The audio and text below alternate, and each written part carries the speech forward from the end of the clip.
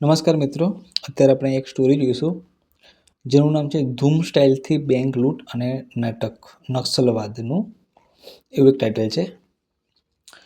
તો સ્ટોરી શરૂ કરીએ. Kerala bank robbery case 2.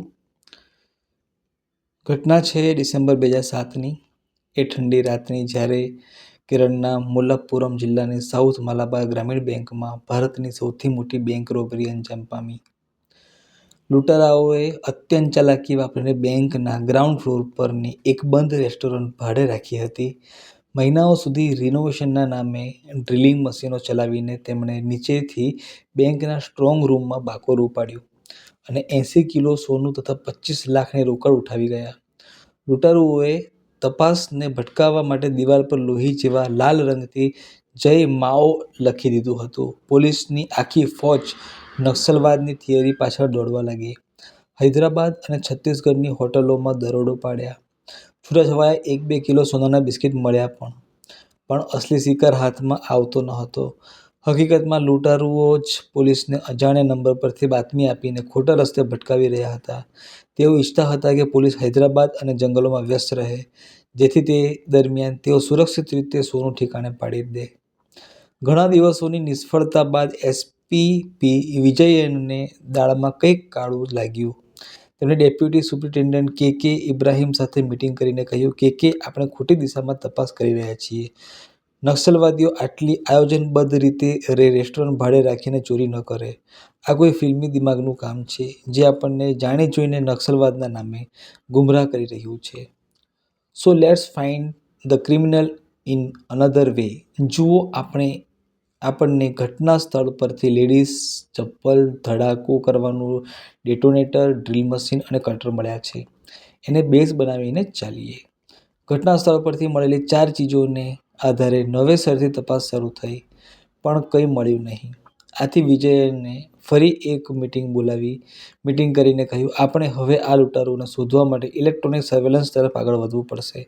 South માલાબારમાં જ્યાં આ બેંક છે તેની આસપાસના તમામ મોબાઈલ ટાવર સંપર્કમાં આવેલા સેલ ફોન્સ અને કોલ્સની તપાસ કરો. ખાસ કરીને 29 ડિસેમ્બરની રાત્રે અને 30 ડિસેમ્બરની સવારે. મારો અનુભવ કહે છે કે ગુનેગારો આ સમય દરમિયાન કમસે કમ એક મોબાઈલ તો વાપર્યો જ હશે. સુપ્રિન્ટેન્ડન્ટ સાહેબની સૂચના મળતા જ તાત્કાલિક એ દિશામાં ઇન્વેસ્ટિગેશન શરૂ થયું. તપાસમાં જે આંકડો આવ્યો એ બહુ મોટો હતો. માત્ર 29 અને 30ની રાત્રે એ વિસ્તારમાં ટાવરો 25 લાખથી વધુ મોબાઈલ નંબરો કનેક્ટ હતા. 25 લાખ નંબરોમાંથી લૂંટારુનો નંબર શોધવો એ ઘાસના ઢગલામાંથી સોય શોધવા જેવું અશક્ય કામ હતું. પણ પી વિજયન હાર માને તેવા ન હતા. તેમણે એક મોટી ટીમ બનાવી અને દરેક નંબરને ખંગાળવાનું શરૂ કર્યું. મહિનાના અંતે એક રિઝલ્ટ મળ્યું. તે ચોંકાવનારું હતું. લાખો નંબરોમાંથી એક એવો મોબાઈલ નંબર સામે આવ્યો જે અત્યંત શંકાસ્પદ હતો. આ સિમ કાર્ડ લૂંટના ઘણા સમય પહેલા ખરીદાયું હતું, પણ તે ક્યારેય એક્ટિવ થયું ન હતું. નવાઈની વાત એ હતી કે 29મીની રાત્રે જ્યારે લૂંટારુઓ બેંકમાં હતા, ત્યારે આ નંબર પરથી માત્ર 2 જ કોલ થયા હતા અને તે પછી તે હંમેશા માટે સ્વિચ ઓફ થઈ ગયો હતો. પોલીસે એ નંબરની લોકેશન હિસ્ટ્રી અને સિમ કાર્ડ લેવા માટે વપરાયેલા ડોક્યુમેન્ટ તપાસ્યા. જોકે આઈડી પ્રૂફ નકલી હતા, પણ પોલીસે એ નંબરના અન્ય કનેક્શન તપાસ્યા. ફેબ્રુઆરી 2008 સુધીમાં એક નામ ઉભરીને સામે આવ્યું, જોસેફ ઉર્ફે જેસન. તપાસમાં બહાર આવ્યું કે જેસન કોટ્ટાયમ જિલ્લામાં મેલુકાવુનો રહેવાસી છે. તેના બીજા સિમ કાર્ડનું લોકેશન નવેમ્બર અને ડિસેમ્બર દરમિયાન સતત બેંકની નીચે આવેલી રેસ્ટોરન્ટની આસપાસનું જ બતાવતું હતું. કડીઓ જોડાઈ રહી હતી. વધારે તપાસમાં પોલીસને બાતમી મળી કે જેસન અત્યારે કોઝિકોડ જિલ્લામાં કોટેલી નામના નાનકડા ગામમાં છુપાયેલો છે.